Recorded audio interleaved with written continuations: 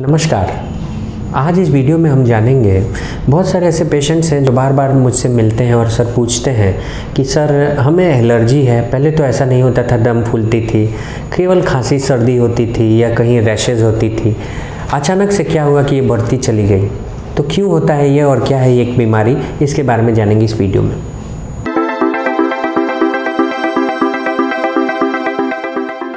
आज का इस वीडियो में विशेषकर उन लोगों के लिए है जिनको एटोपिक एस्थमा है या बोल सकते हैं ब्रोंकियल एस्थमा। जनरली एस्थमा क्या है, एक रिएक्शन के तौर पे होता है जो बॉडी हमारी रिएक्ट करती है और लिकोट्रिन्स, साइटोकाइंस और इन दोनों के अलावा जो एंटीहिस्टामिन्स जो निकलते हैं ब्लड के अंदर, उनका होता क्या है, असर क्या है। जो आप हिस्टामिन्स इत्यादि केमिकल निकलते हैं, दरअसल ये एक लोकल टिश्यू रिस्पॉन्स देते हैं। मोटे भाषा में बोले तो ये ऐसा रिस्पॉन्स क्रिएट करते हैं जिनके वजह से एलर्जी को कंटेन करने की पूरी बॉडी कोशिश करती है। और फल क्या होता है कि उसके लिए नाक से बहना, पानी आना, छींक आना, आपको अलग अलग तरीके से आँखों का गड़ना, चुभना, आँखों से पानी आना, छींक आना, लगातार खांसी का बनना। विशेषकर जो ये एलर्जी वाली खांसी है जिसको बोलते हैं ट्रॉपिकल पल्मोनरी इस्नोफिलिया, इस खांसी खासकर अभी बरसात में आम होती है। इसका एक विशेषता है कि ये जल्दी नहीं जाती है। आप काफ़ी सारे कफ सिरप पियोगे फिर भी ये नहीं ठीक होगी, एंटीबायोटिक्स खाते हो जबकि इसका एंटीबायोटिक से कोई लेना देना नहीं होता। होता क्या है कि हमेशा गले में खराश लगेगी, गला में कुछ फंसा हुआ सा लगेगा, आपको लगेगा कि लगातार आपको खांसी हो रही है, झिझक वाली खांसी होगी, आप खांसोगे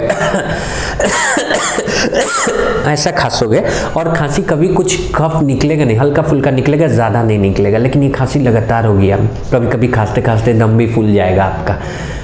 तो इस तहत ये लक्षणों अगर आपको खांसी के हो रहे हैं, विशेषकर शाम के समय सुरसुरी वाली खांसी होती है, लगे कि घरघरा रहा है गला, आपका आवाज़ आ रहा है, सीटी की तरह साए साए कर रहा है और ये खांसी जल्दी ठीक ना हो, तो फिर ये एलर्जी कफ हो सकती है, एटोपिक। और यही कफ हम अगर शुरू में सही से इलाज ना कराएं, एलर्जी की सही से दवाइयाँ ना दें और एलर्जी को पहचानने नहीं। क्यों मैं इतना जोर देता हूँ कि आप एलर्जी किस कारण से उसे पहचानिए। कई सारे ऐसे पेशेंट्स हैं जिन्हों हमने एलर्जी की टेस्ट कराकर एलर्जी कंप्लीट प्रोफाइल से जाना कि उन्हें क्या सरसों तेल से एलर्जी थी, आलू से है, चावल से है, आटा गेहूँ से है, या मिल्क से है, मक्के से है, या इवन लहसुन से आदि से है। ऐसी चीज़ें होती हैं जो आप रोज खाते हो, आपको पता नहीं होता, आप रोज खा रहे हो और दवाई भी खा रहे हो एलर्जी की, उसके बाद भी लगातार खांसी बनी है, अलग अलग स्किन में रैशेज हैं, लगातार दम फूलने की शिकायत किन्हीं किन्हीं को है। तो ये एलर्जी के कारण को पहचानना सबसे ज़रूरी है। और इसीलिए स्वास्थ्य जागरूकता के तहत मैं आप सभी से अपील करता हूँ, सारे जो एलर्जी के पेशेंट्स हैं, जो भी लक्षण हो, नाक बहे, छींक आए, आँख में चुभन हो, पानी आ रहा हो, बॉडी में इचिंग हो, रैशेज हो रहे हो, या फिर दम फूलता हो, ये अलग अलग एलर्जी के कारण है।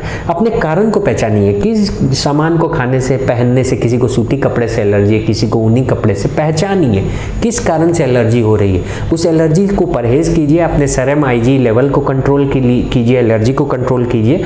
उसके बाद जो दवाइयाँ हैं उसका कोर्स होता है 15 दिन 20 दिन, उस कोर्स को कंप्लीट कीजिए अगर एलर्जी की दवाई खा रहे हो आप। और जैसे ट्रॉपिकल पल्मोनरी इस्नोफिलिया बताया, इसमें सबसे इम्पॉर्टेंट जो दवाई होती है वो अलग अलग ब्रांड नाम से DEC, DC4, टेट्राजन इत्यादि के नेम से आती है। उसका आपके वजन के अनुपात में दवाई चलाने से 14 से 20 दिन तक चल सकती है।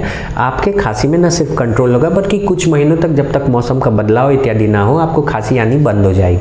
कई सारे लोग हैं जिनका दम फूलता है, उन लोगों को पल्मोनरी फंक्शन टेस्ट यानी स्पायरोमेट्री टेस्ट अवश्य करानी चाहिए अवश्य, ताकि जान पाए कि आपके फेफड़े में कितनी सूजन है और फिर उस सूजन को अंदाज लगा करके आपके इन्हेलर्स को देख करके ठीक किया जा सकता है।